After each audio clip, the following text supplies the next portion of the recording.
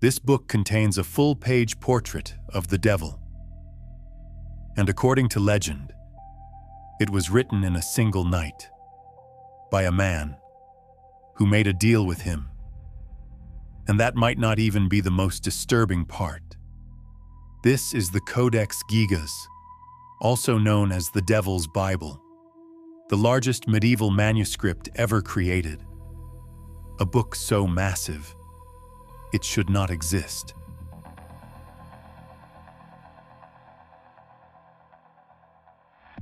It appeared in the early 13th century, inside a remote monastery in what is now the Czech Republic. No records explain how it was made, no mention of multiple scribes, no timeline, just one name, Hermann the Recluse, and what he left behind makes no sense. The Codex Gigas contains the entire Bible, medical texts, exorcism formulas, and forbidden knowledge scattered across its pages.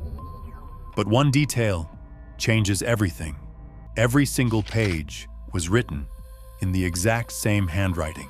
No variation, no correction, no fatigue. Experts estimate it would take at least 20 to 30 years to complete a book like this. So how did one man do it alone? Because, according to legend, he didn't. Modern researchers have studied the manuscript in detail: ink composition, writing pressure, stroke consistency, material aging. Everything confirms one thing: it was written by a single hand. But there's more. The parchment required for this book came from over 150 animal skins.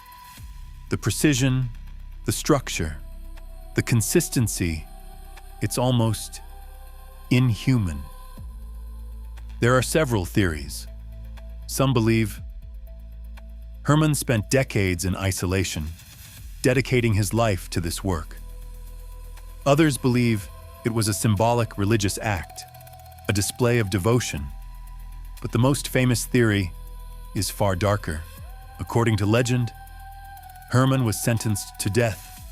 To save himself, he made a promise to create a book that would contain all human knowledge in a single night. When he realized it was impossible, he prayed, not to God, but to something else. And when the night ended, the book was complete. But then, something even stranger happened. Several pages of the Codex Gigas are missing. No one knows what they contained. No record explains their removal. Some believe they held something too dangerous to preserve. So the question is, if this book was truly written by one man, why does it feel like it wasn't meant for humans at all?